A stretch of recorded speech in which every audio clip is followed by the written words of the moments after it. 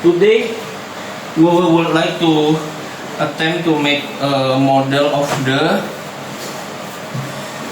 skin dissection before you reach the skull. And for now we are using this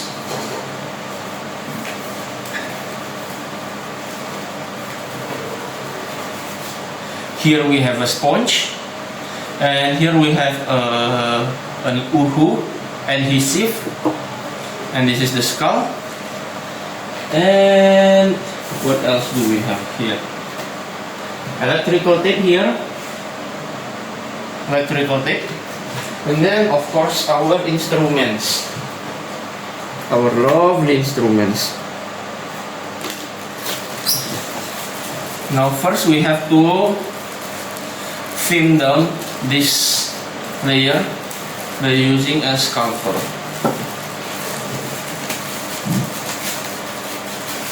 This red rough layer will act as the epidermis, and dermis, and the yellow one here is simulating the, what do we call it? The subdermal fat. Make it okay.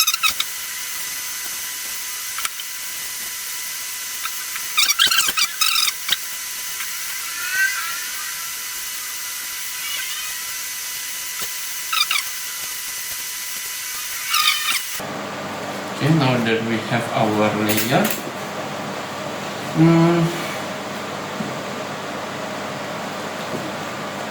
we will use the uhu.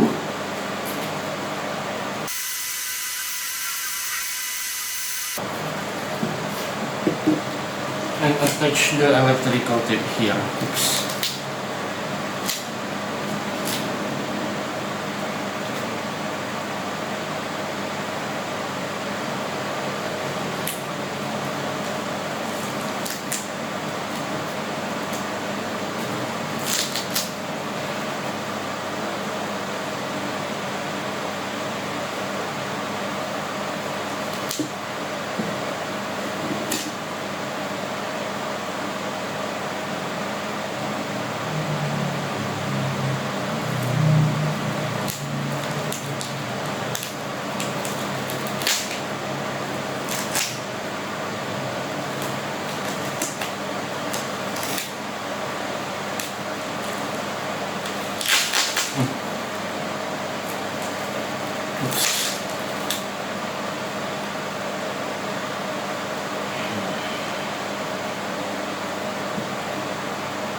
Let's just do it like this, because most of our operations are taking place in this small region.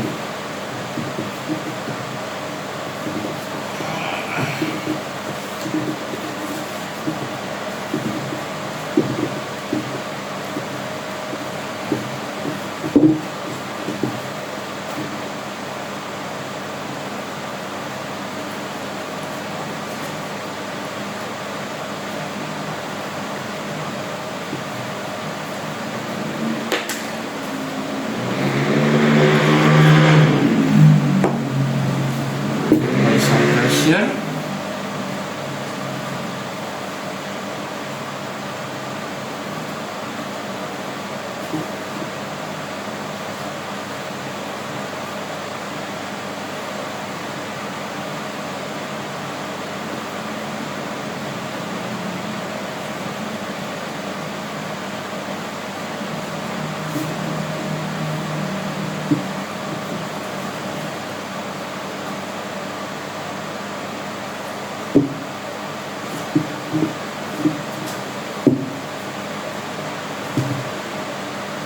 And dry it for a while using a fan.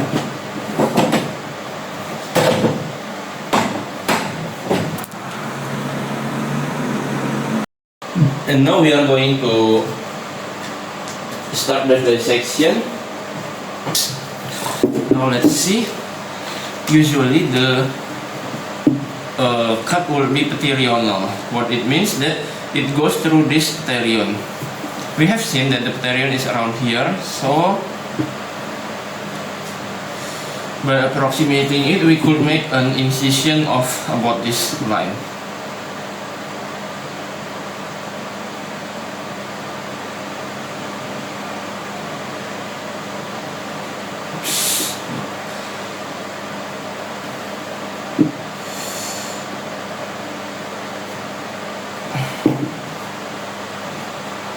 make it a little posterior, that it doesn't cross the hairline. For example, it's around here. This is the line that we are going to incise. After doing some preps like aseptic techniques, we are going to make an incision. Suppose that the patient's head is positioned like this. We are going to make a cushion.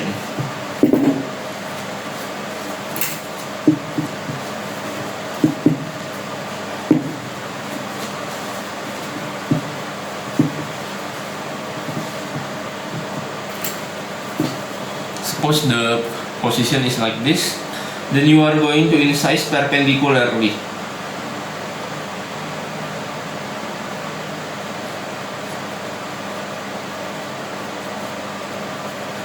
Incise, continue, and you have to make it deep so that you can see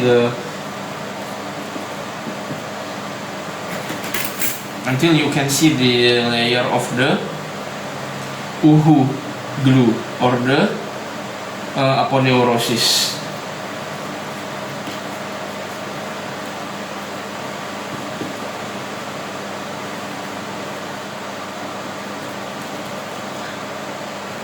Make it deeper, make it deeper, make it deeper until you can see the aponeurosis.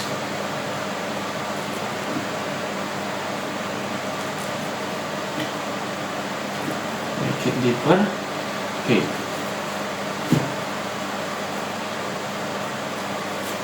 This one's already sufficient here.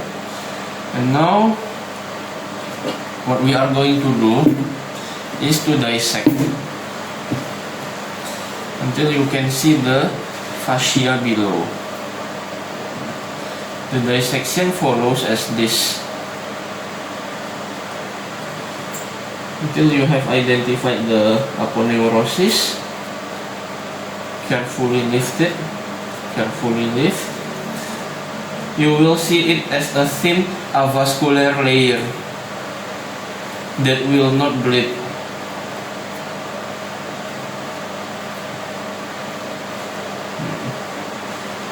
And once you have identified it, it's impossible to miss.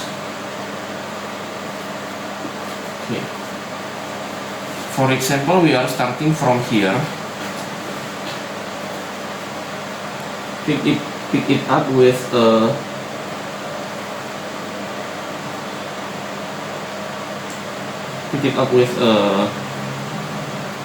forceps, with a pair of forceps.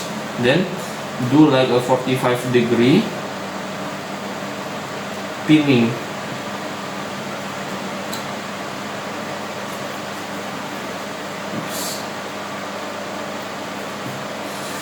The sharp end should be facing upward.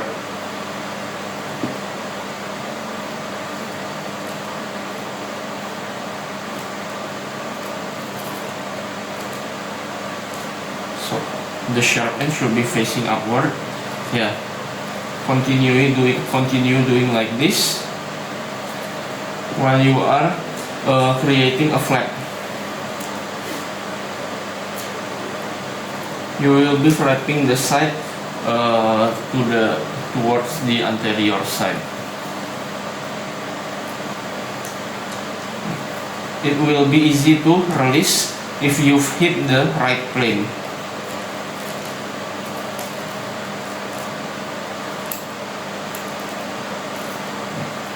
And then you will see the fascia. Or occasionally, when you are dealing in the temporal area, what you will see is actually this. There will be a superior temporal line around here. It will indicate the area between the muscle. Toward inferiorly is the muscle, and superiorly it will be the fascia proper. In this case, we have to separate the fascia and the muscle. So this is This is the flap. What we are going to do is securing this flap. Why is there not here? Securing this flap.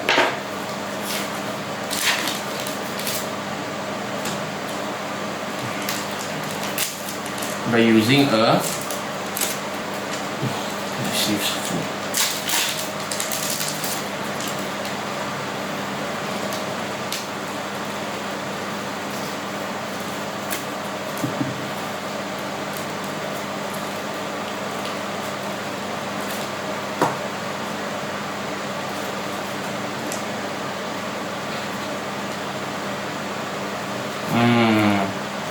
this is more light.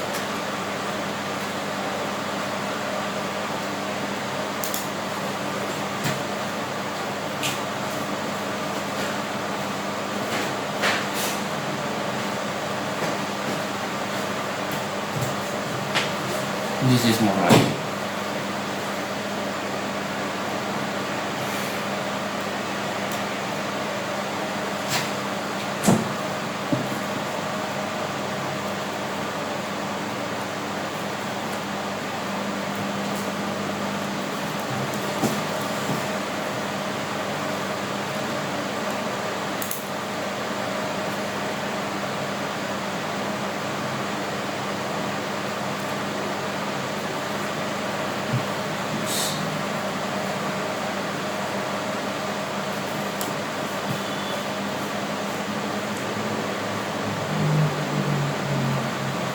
This is more visible.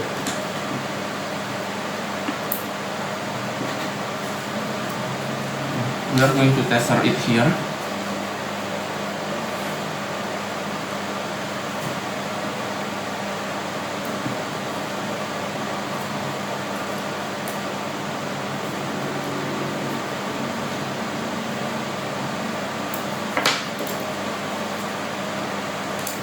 And with this Kion cover, we are going to hold it in place, and with a loop we will secure the knot.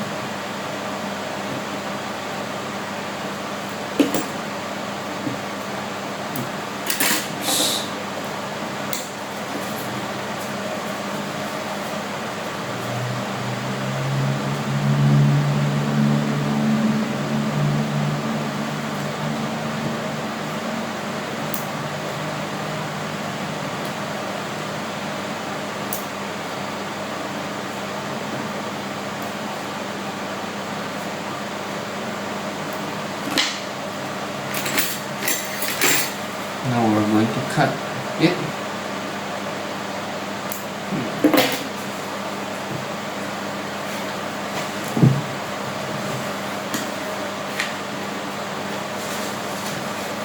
And here is the flap that we have created.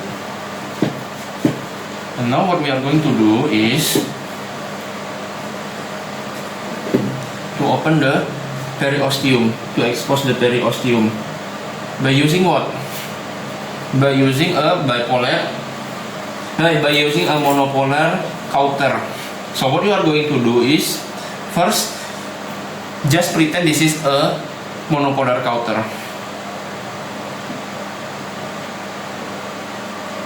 We are going to first separate the temporal muscle and the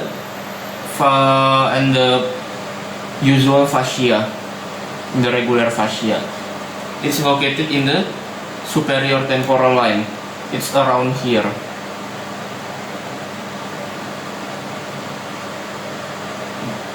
Around here. Okay.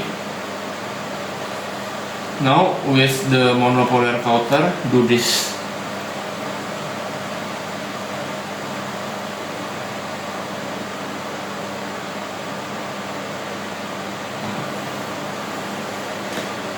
And by doing that, we have separated the fascia proper and the fascia above the temporal muscle.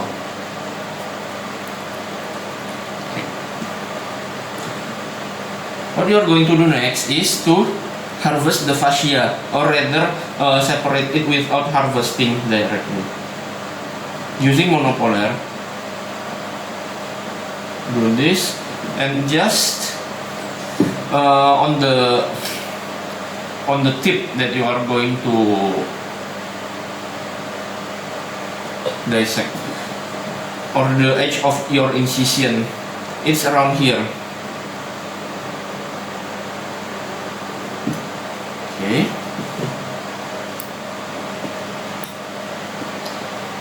Remember that monopolar cautery should be used with suction, or otherwise there will be dust flying around.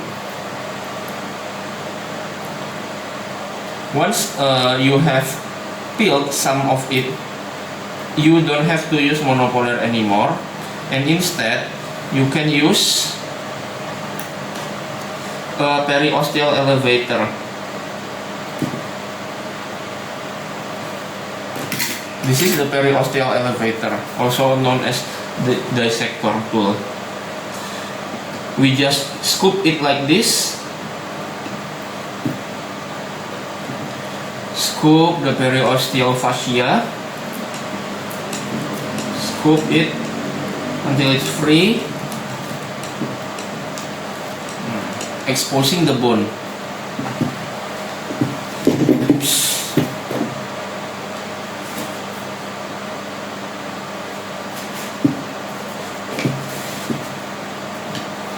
Expose the bone like this.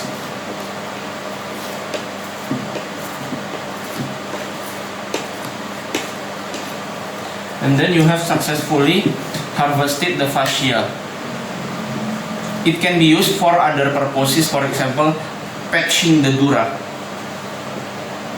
that we have done in another video. Now let's just discard it, and now let's dissect the temporal muscle.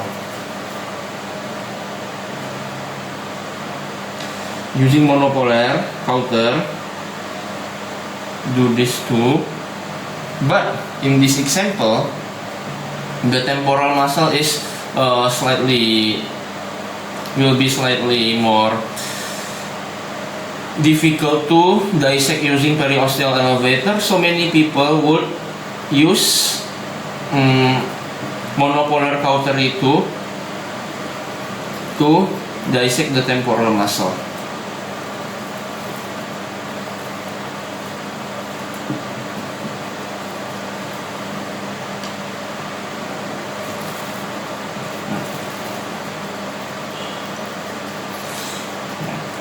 Okay. After that, you will be able to make a flap around here and secure it using a suturing thread as well. Now suppose that we have finished doing everything. And now we are going to close the skin again.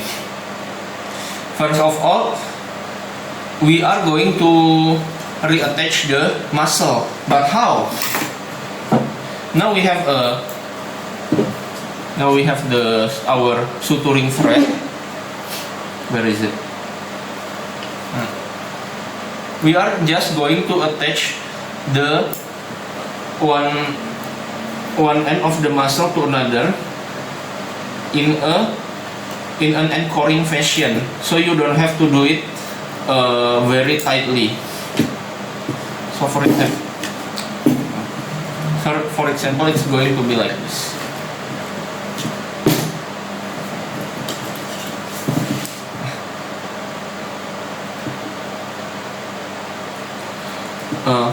Connect it with the fascia of the other end, and using a multi-filament and absorbable suture, you are going to connect this. Make one anchor, secure it,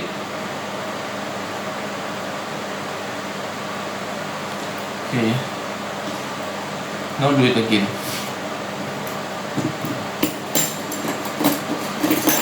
Cut it. Okay.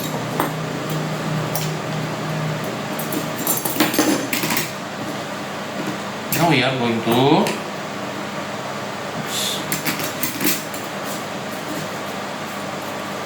make 2 or 3 other more anchors like this.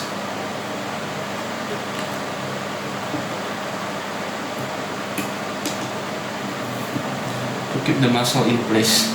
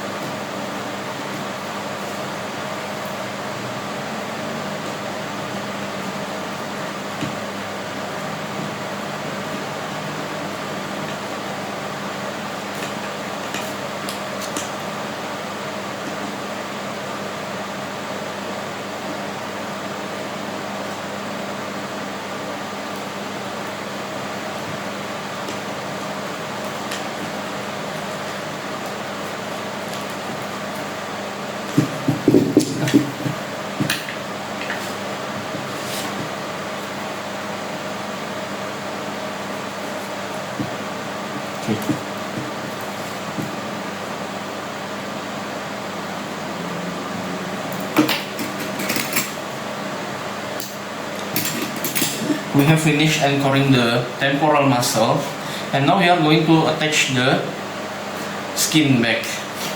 First, starting with the subcutaneous layer. What you are going to do here is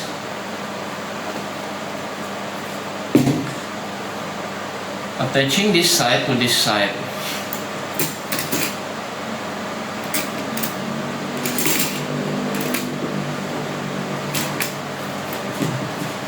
We don't have a better anchor.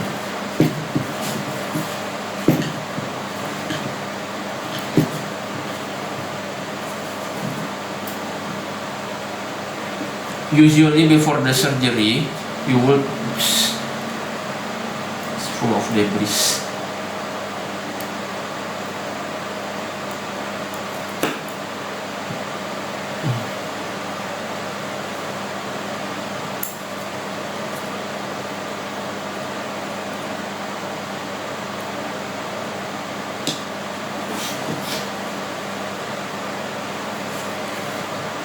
See, there is a layer beneath the dermis.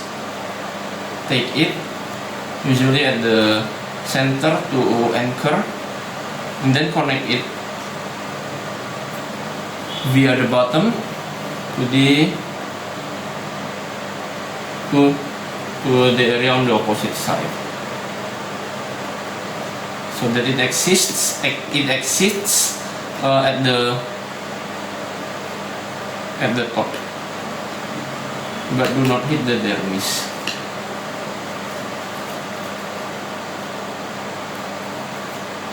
Oops. It's quite difficult to practice here, but let's just, I think it's okay if we start out from the dermis. For example, this is the dermis, and you penetrate it down here to the subcutaneous fat, and then from there we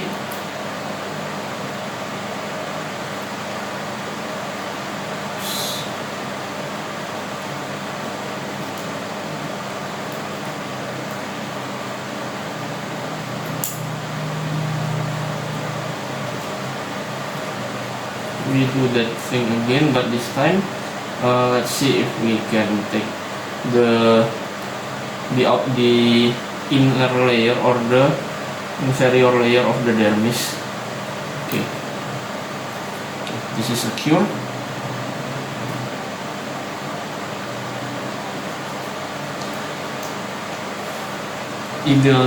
Ideally it should be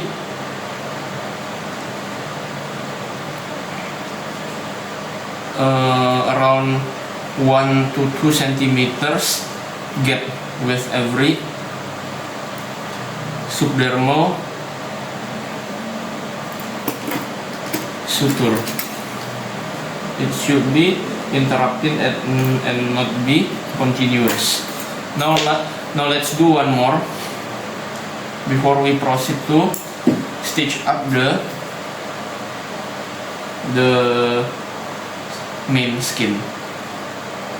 Okay.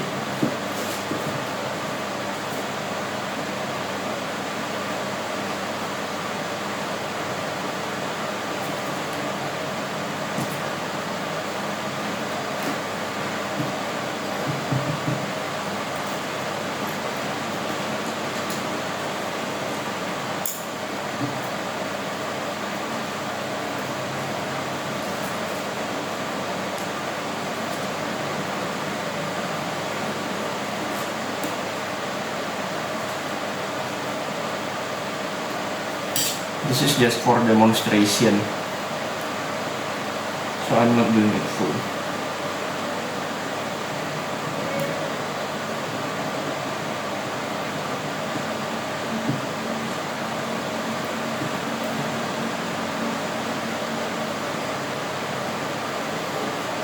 But you get the idea. Okay.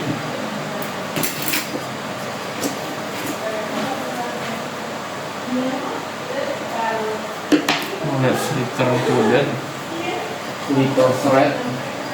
It will be useful here.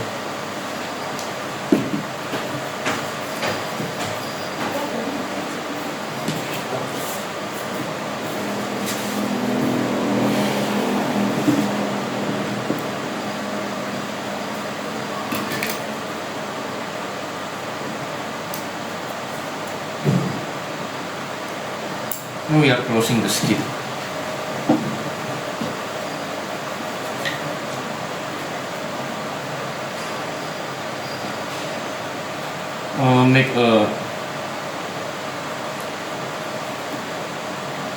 Make a suture, connect the two sides.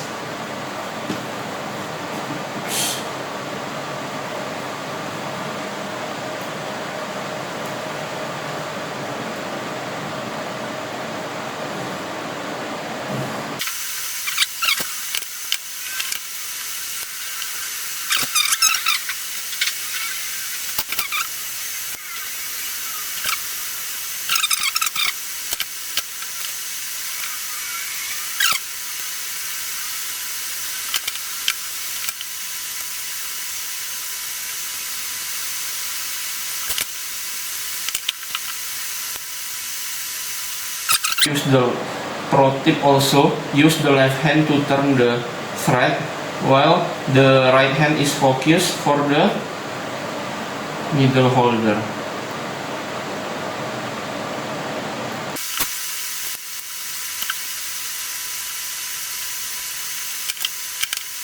Sometimes we have no choice over what we can work with and what we cannot access.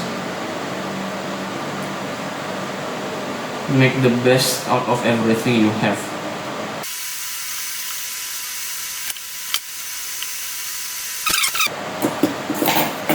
Maybe in the future I will make some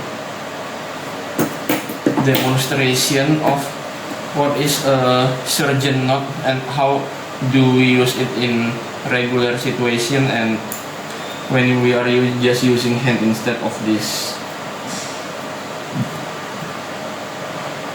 needle holder. Okay, this is our last suture.